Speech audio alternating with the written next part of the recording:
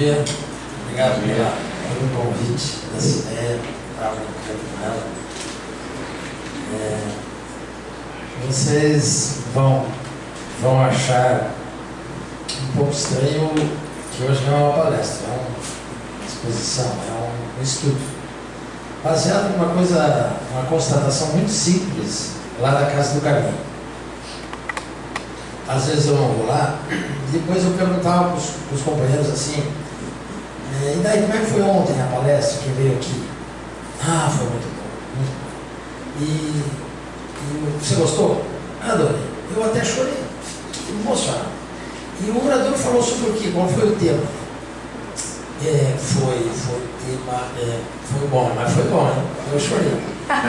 Mas e o que ele abordou? O que ele abordou? Nossa. Então eu percebi que todos nós vamos na casa espírita, recebemos todas as benesses da casa, e o tema que é abordado, no outro dia a gente esquece.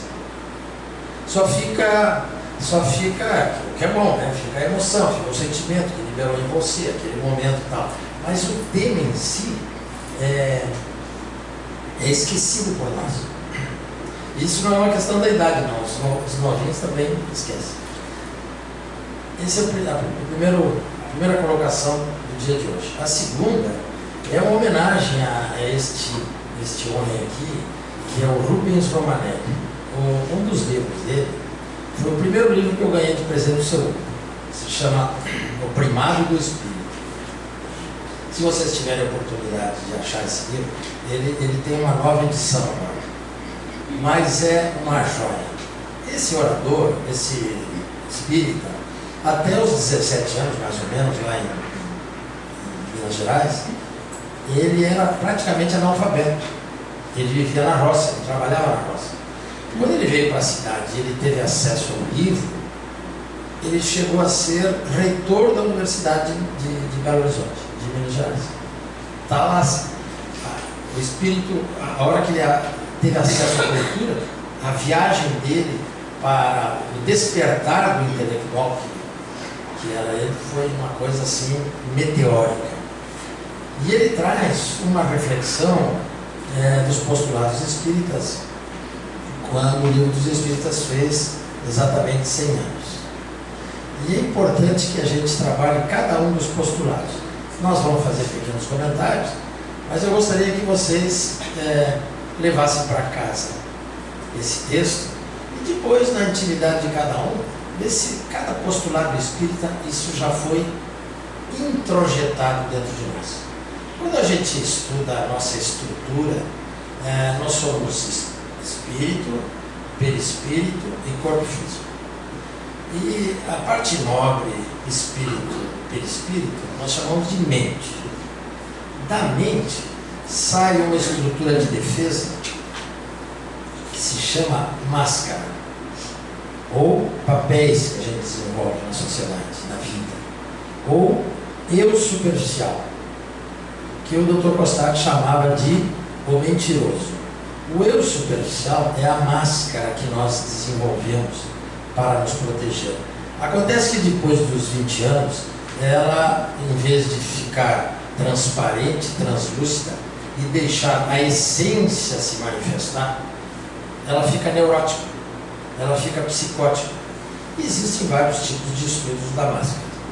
Eu, há 20, 30 anos, estudo uma proposta dessas máscaras que se chama Enneagrama. Algumas pessoas já conhecem aqui o Enneagrama, né? Você conhece o Enneagrama? Ali a gente entende o quanto que aquela máscara mente para dentro e mente para fora, e não deixa a essência se manifestar. E o pior, não deixa o conhecimento passar a ser patrimônio da gente, no sentido de sentimentos. Então, tem duas historinhas que eu queria rapidamente falar. O Medo de Divaldo, ele tem uma frase dele que ele diz assim: eu já era médium há muitos anos, mas ainda não era espírita. Aí pegou feio em todos nós, né? Eu já era médium há muitos anos, mas ainda não era espírita. A outra é uma história interessante que o doutor Peça, né, ele já desencarnou, de Niterói, um infectologista. Ele abriu um trabalho naquele tempo, na década de 90, 80, eu acho. Ele esteve aqui em Londrina e me contou essa história. A casa que ele tinha cuidava de diabetes, de aidéticos na fase terminal. Nas últimas 2 semanas do aidético, quando a equipe médica chamava a família, naquele tempo ainda o tratamento era muito precário, e ele ia desencarnar. Então ele tinha que ter os cuidados paliativos somente. Não se dava mais remédio. Não tem mais o que fazer. Chamavam a família e o doutor recebia nessa casa que se chamava Maria de Magdala, se não me engano era Niterói. Recebia essa pessoa para a proposta deles. Qual era a proposta dele? Evangelizá-lo, prepará-lo para desencarnar. Isso é uma experiência que eu passei algumas vezes na minha vida. É uma experiência extremamente forte. É uma coisa muito verdadeira que a gente precisa de uma ajuda muito grande para interagir com uma pessoa baseado na verdade, mas baseado no acolhimento, no amor, no amparo de quem a gente tem que dizer que você está há uns dias de desencarnar. E o doutor Peça, esse trabalho me impressionou muito. E ele contou uma história também disso que eu estou dizendo das máscaras. Todos nós sabemos, por informação de Francisco Xavier, que Maria de Magdala reencarnou com o nome de Madre Teresa de Calcutá. E o doutor Peça foi ao Rio de Janeiro quando a Madre Teresa esteve lá. E ele falou para mim, eu falei, como é que você teve coragem? Ele ficou na fila para falar com ela, com a Madre Teresa. Quando chegou na frente dela, ele fez a seguinte pergunta para ela: Madre, a senhora já venceu as dificuldades do sexo?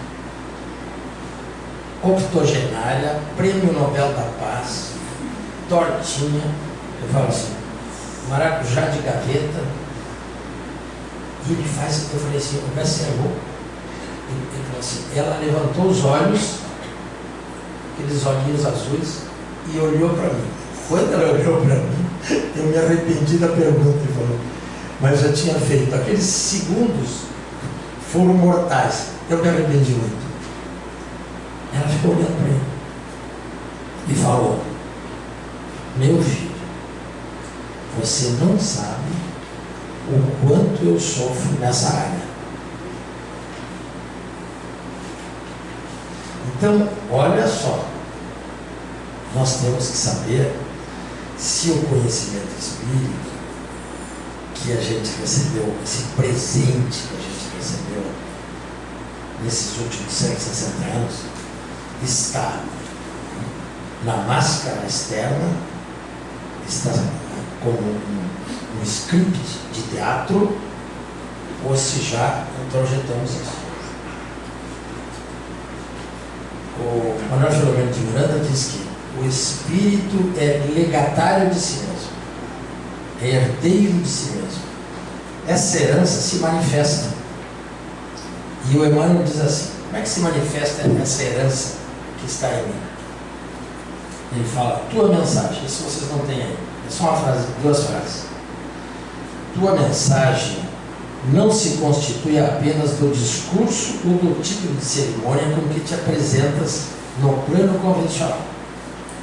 É a essência de tuas próprias ações a exteriorizar-se de ti, alcançando os outros. Sei que percebas, quando te diriges aos companheiros para simples opiniões em torno de sucessos triviais do cotidiano, estás colocando o teu modo de ser no que dizes. Ao traçares ligeira frase, num bilhete aparentemente sem importância, derramas o conteúdo moral de teu coração naquilo que escreves. Articulando referência determinada, posto que breve, apontas o rumo de tuas inclinações, em adquirindo isso ou aquilo, entre mostras o próprio senso de escolha, elegendo distrações, patenteias por elas os interesses que te regem a vida íntima. Reflete na mensagem que expedes diariamente, na direção da comunidade. Tuas ideias e teus comentários, atos e diretrizes voam de ti ao encontro do próximo. A feição das sementes que são transportadas para longe das árvores que a produzem. Aí ele continua o texto, mas ele continua. Pois bem, a gente está introjetando isso no perispírito ou está ficando só de script? Então o nosso amigo Rubens Romanelli, que desencarnou aqui no Cor do Boi, ele vinha com um carrinho cheio de livros, ele trazia uma vez por ano, a cada 2 anos, livros para o seu Hugo, e deixava tudo lá para o seu Hugo lá, vou vender. Ele não tinha interesse em venda de livros, eram livros dele. E ele teve um acidente ali em Santanópolis, por ali. Essa é a história que o seu Hugo me contou, que eles foram lá, inclusive. Tá? Se você entrar no Google, vai pesquisar a vida dele, em Minas Gerais, em Belo Horizonte, ele é muito famoso, não conta essa história. Diz que ele teve um acidente no interior de São Paulo. Eu fico com a versão do seu Hugo, porque foi lá, inclusive, ver a questão de como que iam levá-lo de volta para o corpo, né? Então, ele, analisando os postulados espíritas, nós vamos ler aqui, fazer um breve comentário, e a proposta é a que eu tenho feito lá na Casa do Caminho. Você leva esse texto para casa e depois, de foro íntimo, você vai chegar à conclusão se esses postulados já fazem parte dos teus valores morais. Kardec diz que o patrimônio do espírito é inteligência, conhecimentos e valores morais. Inteligência nós temos de sobra. Conhecimentos nós estamos em busca. O nosso problema, valores morais. E os postulados vêm para que a gente introduza todo esse conhecimento e isso passe a fazer parte do nosso patrimônio. Porque senão ele vai ficar lá fora, no script, na máscara. Vou repetir então de volta. Eu era médium há muitos anos, mas ainda não era espírita. Então vamos lá, no texto. Ele coloca como, e tu que fizeste? Como ele é mineiro, né? Mineiro come como sou gaúcho, tem que pronunciar o S no fim. E tu, porque ele está trabalhando aqui na segunda pessoa, que é coisa de gaúcho. E tu que fizestes? Aqui tem uma professora de português na minha frente que pode me corrigir, mas eu acho que é e tu que fizestes. Cheguei de mansinho numa hora crepuscular, precisamente quando mais carecias de mim. Vim para salvar-te do mar de angústias em que te afogavas. Aproximei-me cautelosamente, auscultei-te o íntimo e vi quanto deveria fazer por ti. É a doutrina chegando para a humanidade, para todos nós, há 160 anos atrás. Em vão tentavas resistir à onda de ateísmo que te avassalava a consciência. Mas eu revelei a presença de Deus no santuário de teu ser e fiz consumir-se num incêndio de luz o desespero de tua razão. E eu não sabia que Deus estava dentro de mim. Foi a doutrina espírita que me ensinou. Mas me ensinou num momento de dor. Porque eu rezava para Deus nas alturas, entre as estrelas, e não tinha resposta. Aonde que está Deus para você? Só quando a gente entende, e a palavra que me deu esperança, é que eu troquei a palavra Deus por vida. Então, para mim, Deus é vida. E dentro de mim, o meu espírito é vida. Então, a fonte da vida é Deus. A fagulha que sai de lá está dentro de mim. Por isso que estudar Memórias de um Suicida é importante, porque o suicida tenta matar a vida dentro dele. Isto é, tenta matar Deus dentro dele. Daí o entendimento que é um crime enorme. Interessante que nós estamos estudando a caminho também Memórias de um Suicídio. Eu vou contar uma história para vocês em off. O que está ajudando lá? Então, olha só. Então, qual é o conceito que você tem de Deus? Isso nos deslumbrou. Tá, e que fizeste? Você introjetou, é teu patrimônio, que você é Deus? Filho de peixe é peixinho. Filho de Deus é Deusinho. Quem falou que nós éramos Deus? Jesus. Sois deuses. Mas na hora da dor a gente acredita? Nossa, a gente desespera, não sabe o que fazer, chuta o balde, fica nervoso. E o que a gente fala? Deus me abandonou. Mas ele está dentro de você, como é que ele vai te abandonar? É você que desconectou dele. Então, a doutrina espírita muda o conceito que nós tínhamos infantil. E para quem é pai e avô, prepare-se para esses espíritos que estão chegando aí. Eles não aceitam mais historinha da carocha. Eles não aceitam mais coisas que não sejam fundamentadas na verdade. Deus é um velho que está numa nuvem perdoando uns, castigando outros. Olha, ele está te vendo, ele te castiga. Eles te detonam. Essa garotada que está chegando aí, esses espíritos aí, eu falo, são farinha de outro saco.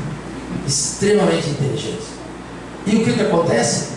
Essa história, esse Deus judaico, católico judaico que nós recebemos, né, essa nossa tradição, está produzindo ateus. Porque é tão infantil a ideia de Deus, de um Deus, como diz Kardec, antropomórfico, com jeito de Deus, com jeito de homem. Por que não é mulher? Sentado no trono. Sentado no trono, perdoando uns, castigando outros, olhando com aquele olhar. Esses espíritos novos que estão chegando aí não aceitam mais essa infantilidade. Então o que eles dizem? Só agnóstico. Depois do agnóstico, só ateu. E acham que o nosso papo é papo para boi dormir. Não aceitam mais isso aí. Então nós temos que fundamentar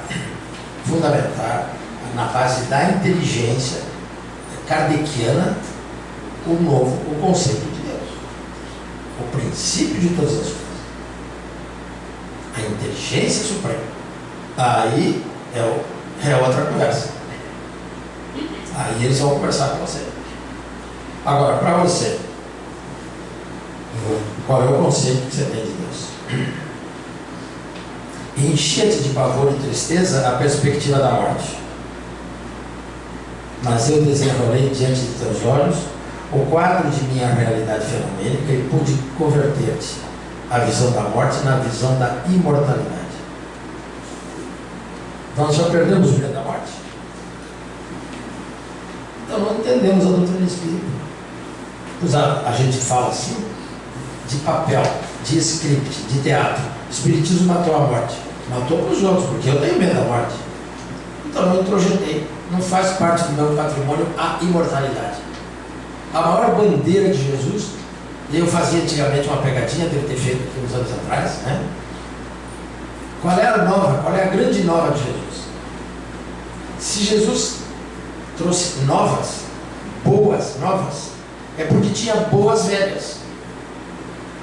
As boas velhas, os 10 mandamentos e os profetas. E as novas, qual é a maior nova dele? A imortalidade. Agora, se eu me convenço, se faz parte de mim, se é um postulado que eu introjetei, se faz parte do meu patrimônio, eu perdi o medo da morte. Então diz aí, quando a gente entende tudo isso, a gente fica deslumbrado. Tá bom, e o que fizesse com isso? Ou você continua com medo da morte? A gente fica maravilhado. O próximo. Apelavas de balde para as filosofias terrenas, a fim de resolveres a transcendente incógnita de tua origem e destino. Mas eu te abri o livro das vidas sucessivas e desvendei-te o mistério de tua presença na terra. E tu esclarecido, o que fizeste? A reencarnação. Ainda tem espírita que chega para a gente e fala assim, mas eu não aceito a reencarnação. Como que você vai entender toda a nossa evolução sem o conceito de reencarnação? Isso é uma dádiva. A reencarnação não é uma novidade. Kardec, os espíritos através de Kardec, trouxeram ela como um dos postulados mais importantes. Mas é uma história milenar. Tem milênios, principalmente no Oriente. Mas existe hoje um movimento contrário à reencarnação. A gente, para os espíritos inteligentes, a gente trabalha a questão da terapia de vidas passadas. Aquilo que o Dr. Morris Netterton fez nos Estados Unidos. Ele pegava casos de pacientes que traziam detalhes. Tem pessoas que fazem a regressão de memória e é tão detalhado, tão clara, como se fosse um filme, conta uma história toda. Ele ia para a Europa e levantava essa pessoa. E ele contou para nós, no ano 2000, nos livros dele, lá no Rio de Janeiro, todas as experiências que eles estavam fazendo. Ele levantava na Europa aquele personagem. Trazia para os Estados Unidos o xerox das propriedades, o xerox dos filhos, da esposa, todo o levantamento social daquele espírito que dizia que tinha vivido em Madrid, tinha vivido em Paris, tal. E perguntava para ele em regressão se alguma daquelas pessoas estava atualmente na família dele. E a gente sabe que nós, na nossa família, nós andamos juntos, metade encarnado e um pouco mais da metade desencarnado. E o paciente falava assim, a minha filha está, de novo minha filha. Ele colocava em regressão de memória para tentar cruzar causas. E foi impressionante os resultados que ele teve. Ele checava como tendo veracidade tudo aquilo que a regressão de memória tinha dito da última encarnação. Os espíritos que estavam com ele lá e agora estavam aqui, em regressão de memória experimental, confirmavam ser ter indução. Você não pode dizer, você foi, quem você foi. Então ele tinha todo esse cuidado, e isso é um assunto muito interessante para a gente abordar, contar para os incrédulos, aqueles que estão indo para o agnosticismo ou o ateísmo. Mas e você? Qual é a sua opinião sobre a reencarnação? Você quer saber quem você foi? Você foi o que você é hoje. Não interessa se eu vivi na Europa, na África, na Oceania ou no Japão. Interessa é que nas últimas encarnações eu tive os mesmos sentimentos que eu estou tendo hoje. A arrogância que eu tinha se manifesta. Minhas dificuldades na área do comportamento se manifestam. As minhas dificuldades na área do sexo, na área da agressividade, são as mesmas de hoje. Nós não precisamos saber quem que a gente foi, o ser social que eu fui e que língua que eu falei. Eu quero saber que nas últimas encarnações eu venho trazendo problemas emocionais que eu não consigo resolver. Eu continuo com as mesmas dificuldades, com os mesmos conceitos errados, com a mesma intolerância em relação a muitas coisas. É isso que é importante na regressão de memória. Você saber que você está aqui para trabalhar esses sentimentos. Que esses sentimentos que há milênios você vem cultivando, achando que você está certo. Quando na realidade você está muito doente. O doutor lá de Belém do Pará, doutor Alberto Almeida. Nos congressos eu ficava junto com ele e a gente conversava muito. Uma vez ele falou uma coisa muito interessante. Ele falou assim: um grupo espírita só vai para frente quando se descobre e se admite doente. Ele falou assim: nós somos seres muito doentes. E a doutrina espírita vem para nos curar. Mas se você não se dá conta das suas doenças, se você ainda quer viver papéis de chefe, papéis de mandão, papéis disso, papéis daquilo, a consulta homeopática, que é a minha paixão, é extremamente difícil diante de duas pessoas, os médicos e os religiosos. É muito difícil. O médico se acha aquela piadinha, né? Metade tem dúvida se é Deus, a outra metade já sabe que é Deus, tem certeza. E o religioso?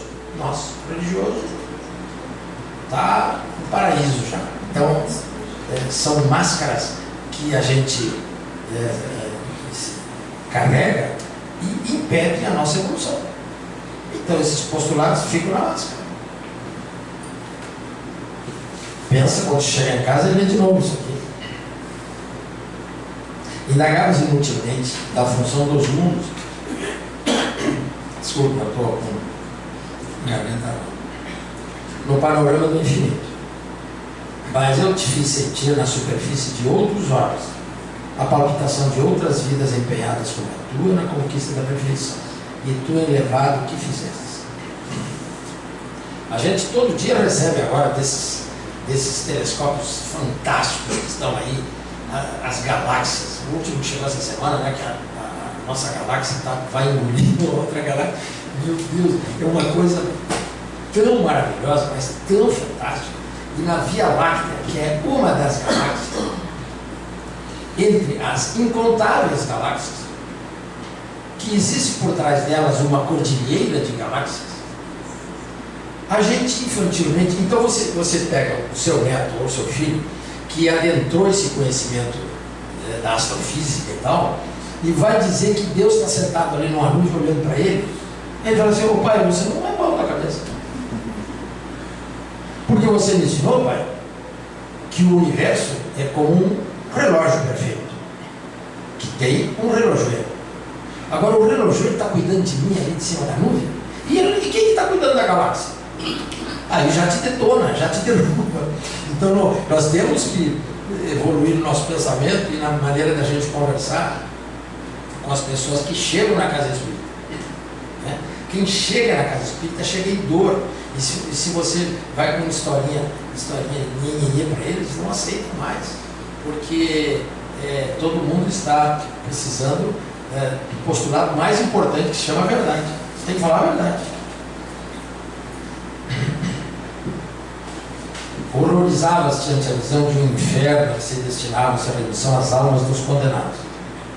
Mas eu te falei de Deus como Pai, que punindo jamais subtrai aos filhos a oportunidade de se redimir.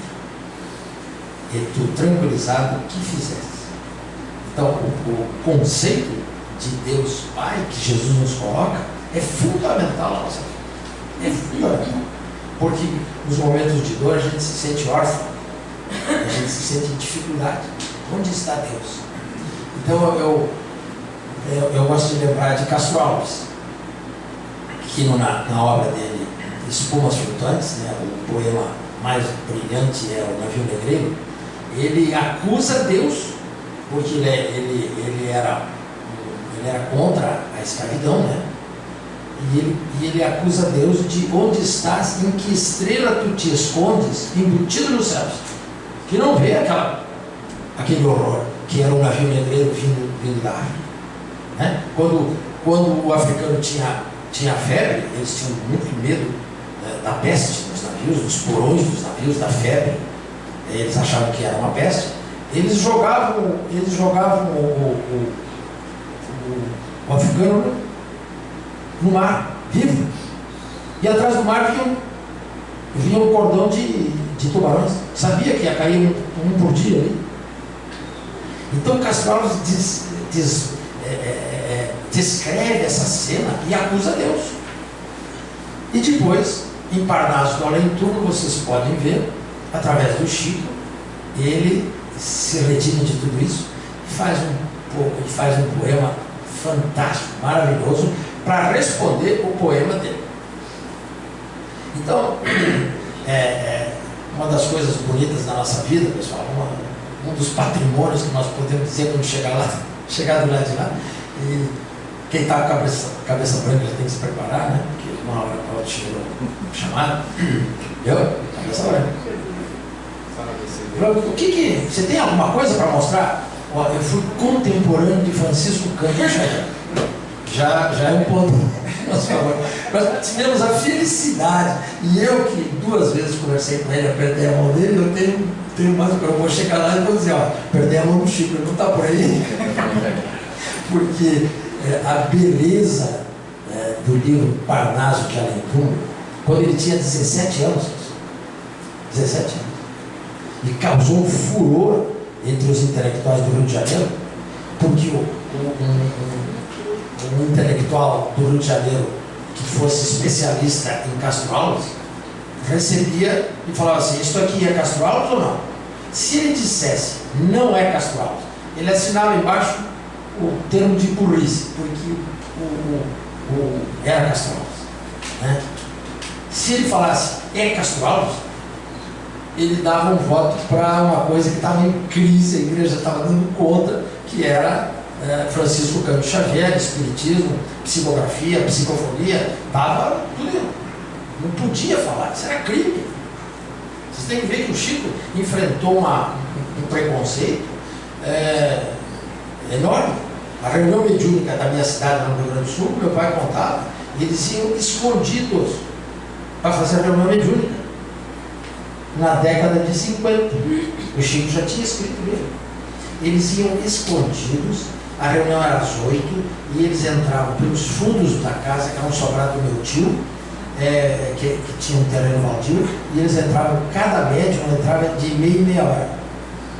Porque se o comandante do exército recebesse uma denúncia do padre, ia lá e lacrava a casa. O padre é que mandava. E quando terminava a reunião mediúnica, às 10 da noite, também tinha que sair, um por vez, olhando para ver se não estava sendo observado. Imagina, o Chico vem e escreve Parnaso de Além Túmulo, antes de 50, na década de 30, ele começa a trazer tudo aquilo.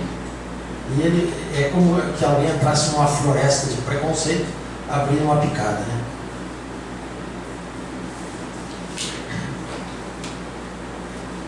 Empenhava-se em balde por preservar tua fé. Aqui pulou aqui. O meu está xerox pulou. Vamos ver se eu tenho um melhor aqui.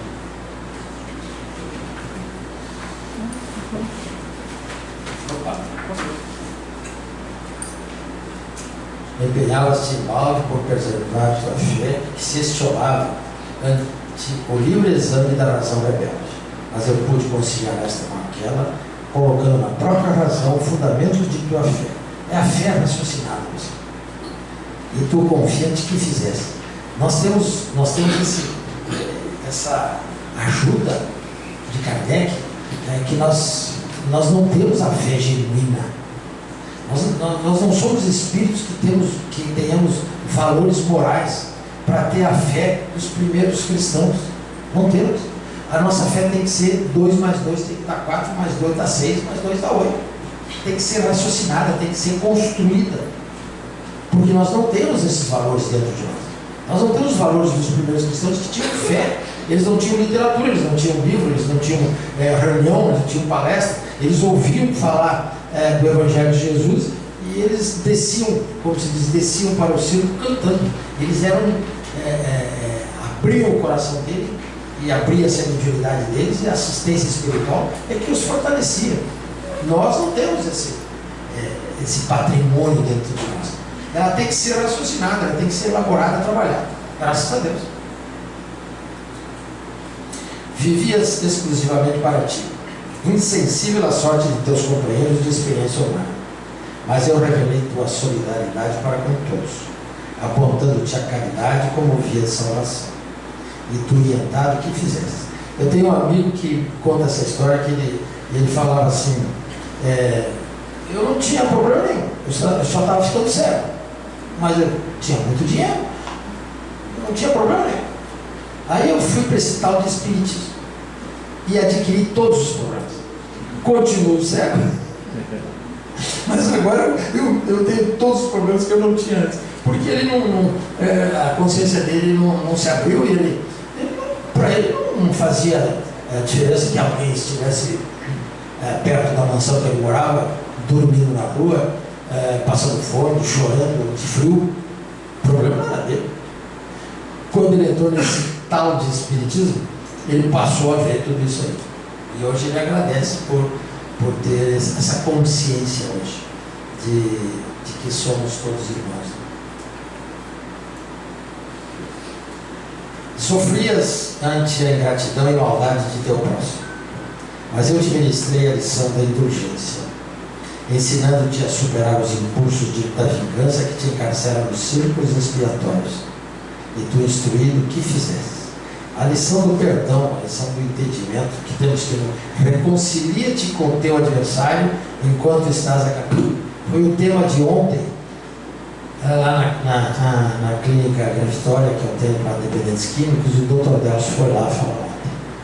Então, eles têm dificuldades dentro de casa. E a gente, o Dr. Delcio começou e eu também abordamos um assunto. Na programação reencarnatória de cada um de nós, a gente veio no lar com 3, 4 espíritos com laços de amor. E veio um com laço de desamor, para que a gente se reconcilie. Mas, e eles falam assim, então sou eu, a ovelha negra. Eles gostam de usar esse termo, ovelha negra. Não é ovelha negra. Você tem dificuldades porque provavelmente eu te abandonei no passado. Não se carregue de culpa. Então o entendimento espírita não joga mais culpa na cabeça da gente. Muito pelo contrário. Nós falhamos com você, ou você... Mas não está na hora da gente discutir isso aí. O amor tem que vencer. Reconcilia-te com o teu adversário enquanto estás a caminho. O amor cobre uma multidão de pecados. É assim que a gente trabalha essa questão. O amor cobre uma multidão de pecados do nosso passado. E isso você está fazendo, nós estamos fazendo isso dentro de casa, porque o nosso problema é dentro de casa, né? Não é debaixo da ponte, é dentro de casa. Pranteavas de contínua a perda daqueles que levados pela morte e deixaram órfãos de caminhos, mas eu os trouxe na tua presença para que te oferecessem a prova consoladora de sua sobrevivência, e tu consolado que fizesses. A doutrina espírita, eu falava que é o consolador, né? Eu só fui entender isso aí quando eu assisti a primeira reunião de psicografia do Chico em Uberaba, né? Aquela sala humilde, aqueles bancos toscos, a gente sentava ali, aquele homem começava a psicografar às 8 da noite, com a mão nos olhos, e ele gastava 200 lápis, uma caixa de 200 lápis apontados e várias resmas de papel. 3h30 da manhã ele parava de psicografar. Das 8 às 3h30, né? E aquilo, eu imaginava que aquilo fosse um centro espírita, que nem aqui, todo mundo sentadinho. Era uma loucura. Tinha gente lá fora chorando, gritando. Era um pronto-socorro. O Chico, na sexta-noite e no sábado à noite, eu falo assim, ele era um pronto-socorro de um ciclópico hospital que pertence a uma grande universidade. No pronto-socorro, o que tem no pronto-socorro? Esfaqueado, baleado, louco, desesperado, atropelado. Os espíritos que estavam ali. E as famílias. E ele virava aquela resma e começava a chamar pelo nome. E veio de lá de fora um casal. A mãe chorando e o pai desconfiado. Um homem muito bem vestido, com uma jaqueta de couro sobre os ombros, cruzou os braços em posição de defesa. E eu estava sentado bem na frente assim. A mãe em lágrimas e o homem desconfiado. E eu via o pensamento dele assim. Isto aqui é mentira, isto aqui é embuste, esse cara é um louco, cara com a cara amarrada, o pai. E o Espírito começa a contar a história do dia que ele morreu.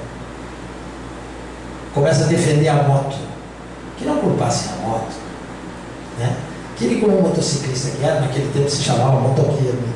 Motoqueiro que era, que a moto foi valente, tentou salvar, mas uma pedrinha pegou o pneu, que não teve acidente nenhum, que ninguém se vingou, que não pensasse que alguém bateu nele, que a cabeça dele voou sem capacete, porque ele era inconsequente, o capacete estava no braço, e bateu no meio-fio, e que o vovô fulano estava lá, e na UTI estava fulano, e estava o padre, que tinha desencarnado há tantos anos, dando o nome, e ele foi detalhando os espíritos que o receberam, e aquele homem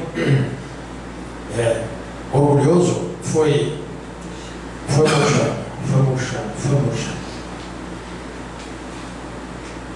E começou a chorar. Quando terminou o texto, ele voou nos papéis. O Chico dava o calhamaço de papéis para as pessoas, né? Ele voou e pegou aqueles papéis e trouxe no peito assim e falou assim: este é o meu filho. E coincidentemente lá fora, o nosso carro estava na frente do dele, era uma muvuca aqui lá fora. E chamaram para o microfone: tem um cara. Aí nós fomos lá no carro de Porto Alegre, era no meu cunhado.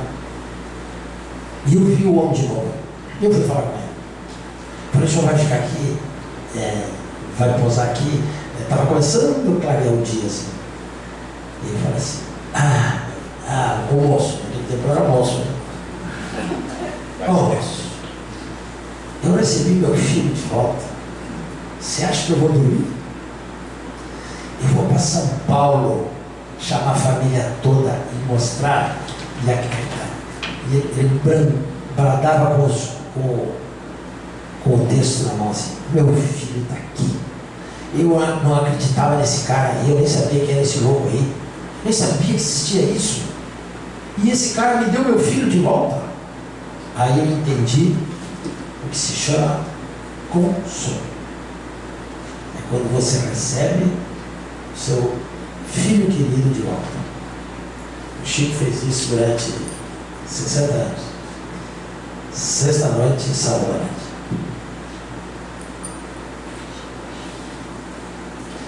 Onde é que nós estamos?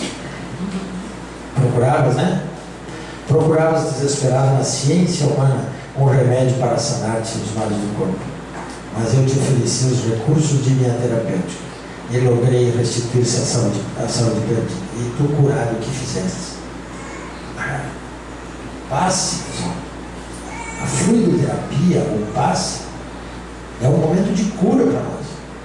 Equilibramos o nosso perispírito com o passe, mas tem que dar continuidade, tem que provocar a reforma íntima, tem que pegar esses postulados e trazer isso para que lentamente isso passe a fazer parte do nosso patrimônio, dos nossos valores morais. Que quando a gente interaja com a pessoa, a gente leve em consideração no momento de agir, de pensar, de decidir ou conversar, nas coisas mais corriqueiras do dia a dia, todos os postulados espíritas. Nós somos seres envolvidos e estamos em relação com os espíritos que nos rodeiam. A nuvem de testemunhas que Paulo falou lá atrás está sempre presente na nossa vida. Não é só quando a gente está na reunião mediúnica, não é só quando a gente está na igreja, está no templo evangélico ou está na casa espírita. Sempre, no dia a dia. E uma outra coisa que a doutrina espírita nos ensinou: durante a noite. O corpo dorme, o espírito não. Onde está o teu tesouro, está o teu coração. Então, toda a mentalização do dia, durante a noite você é atraído para aqueles espíritos que você atraiu durante o dia. Então, a gente tem que levar em consideração isso agora, porque faz parte do nosso conhecimento. Então, acabando, pessoal. Padecias sob o influxo de espíritos sinistros que exerciam sobre ti cruel vindita, mas eu projetei luz no entendimento de teus algozes e pude desenvolver-te a paz que tanto almejavas, e tu liberta o que fizeste. É a reunião mediúnica, é a reunião de desobsessão. É na reunião de desobsessão que a gente convida os nossos obsessores e fala para eles assim: só tem um jeito, reencarna como meu filho. E eles reencarnam como teu filho e como teu neto. E até os 12 anos, é uma beleza. E aos 12 o espírito acorda, desperta. Depois eu. Tem tempo de contar uma. Tem tempo. O Divaldo contou uma história dessa, né? O coronel chamou um soldado lá lá na Bahia e pediu para o rapaz fazer uma missão bastante, um negócio meio perigoso. E o soldado falou assim: eu faço tudo o que o senhor quiser agora, mas o senhor, se eu morrer nessa missão, o senhor cuida da minha família, da minha mulher que está grávida? O cara falou: pode ir que eu cuido. O cara foi e pá, desencarnou. E o coronel nem bola deu. E ele descobre, o espírito ficou com tanto ódio, que ele descobre que a filha do coronel era médium. E acoplou grudou nela no processo de vingança do pai. E os médicos, os psiquiatras não estavam contra, um processo obsessivo feroz. Vieram pulsar para o Divaldo. O Divaldo imediatamente viu o espírito. E o espírito falou assim, se comunicou, falou: ele fez isso prometeu, tal. E durante um ano esse espírito foi trabalhado, o coronel muito pronto, não entendia muito, não sei o que. A menina, a médium, já a mocinha, engravida. De quem? Do soldado. E o coronel se apaixonou pelo neto. E ela falava: Divaldo, meu neto inteligente, mas que maravilha, o primeiro neto. E levava o Divaldo quieto. Um dia ele falou assim: Divaldo, ele tem 5 anos, Divaldo, mas ele é tão inteligente que ontem ele botou as mãozinhas na cintura, ele olhou para mim e falou assim: eu te conheço. Aí o Divaldo falou assim: conheço. Conheço. Mas não contava a história porque o homem não tinha estrutura para entender todo o processo. Você imagina, eu falo assim, essa história, antes que o Divaldo desencarne, porque agora ele está falando mais desencarnar, eu tenho que perguntar para ele o que deu essa história. Ele contou essa história para nós na casa do professor Ivan, depois do almoço. Ô Divaldo, você lembra dessa história? O que deu isso aí? Porque deve ter dado um desenrolar de toda essa história, aquele espírito quando desperta na adolescência. E se aquele vô não conseguiu convencê-lo pelo amor, ia dar problema. Chegamos no fim, pessoal. Confiavas-te com ardor a doutrinação de teus irmãos. A gente queria doutrinar, lembra? A gente queria doutrinar os nossos irmãos, buscando convertê-los ao bem. Mas eu te adverti de que maior seria o teu mérito e mais eficaz o teu trabalho se primeiro te convertesses a ti mesmo. E tu avisado o que fizestes. Não adianta falar. Nós temos que vivenciar a nossa transformação. Temias, enfim, a pobreza que rouba aos mortais a alegria de viver. Mas eu fiz que encontrasse o maior de todos os tesouros. Fiz que te encontrasses a ti mesmo. Vês? Tudo fiz por ti e tu que fizesse por teu próximo. Essa é a mensagem que o Rubens Romanelli traz, uma reflexão. Se vocês acharem o livro Primado do Espírito, vai no sebo e pede. Tem páginas filosóficas lá dentro maravilhosas. E eu tenho muito carinho com esse autor porque ele era amigo do seu Hugo. Então, se era amigo do seu Hugo, é amigo da gente, tá indicado. A gente tem que se preparar para os momentos nobres, pessoal. Diz que velho conta história, né? Eu estou velho contador de história. Para encerrar, eu não vou contar toda a história porque eu não suporto contar devido à emoção que me traz. Eu só vou mencioná-la. Família espírita, meu pai espírita me ligou aqui em Londrina e falou: vem para cá que o mentor espiritual acabou de me dizer que a sua mãe, que está no hospital, vai embora. Chegou a hora dela. Eu fui. Cheguei lá, o médico, o materialista, Gauchinho, quando chegou, falou: o senhor é o médico do Paraná? O senhor chegou atrasado. Sua mãe está em coma. o senhor pode entrar na UTI lá. Eu entrei com a minha irmã, ela abriu o evangelho que estava na bolsa, leu um pequeno texto, começou a fazer uma prece, e a minha mãe saiu do coma. Acordou e trocamos 3 minutos, não mais do que isso, de juras de amor. Tudo que eu não tinha dito, eu disse. Tudo que eu tinha que pedir perdão para ela, eu pedi. Não era um filhinho com a mãe falando, eram 2 amigos, 2 espíritos se despedindo por um até breve.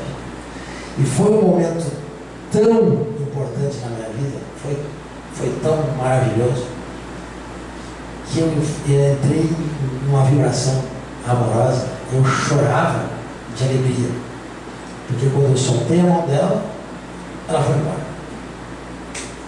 E eu saí no corredor e encontrei o médico materialista. Não falei para o senhor que ela estava em coma? Aí eu pensei, se eu contar o que aconteceu lá dentro, o cara vai me internar no hospício, e deve ter ali por perto. Eu fiquei olhando para ele. E eu estava alegre, eu chorava de alegria. E ele não entendia, ele olhava para mim. Eu falei, só tem razão. Mas vá lá, que ela foi embora, para assinar o testado de óbito. E ele falou, mas ele quis achar que eu ia desesperar. E ele via a minha alegria. Ele falou, esse biólogo doido deve ser louco, né? É um momento que a gente tem que se preparar para nos despedirmos como espírita cristão daqueles que a gente ama e preparar aqueles que nos amam para se despedirem de nós quando formos da maneira equilibrada, usando o patrimônio que a gente tem naquele momento. Porque se aquele que está indo precisa de uma vibração amorosa e não de desespero, lágrima, choro. A gente não é mais aquele homem do passado que fazia todo aquele desespero e não ajudava ninguém na hora mais grave de iniciar a grande viagem. Muito obrigado. Um bom dia, um bom domingo para todos. No ano que vem eu estou aqui.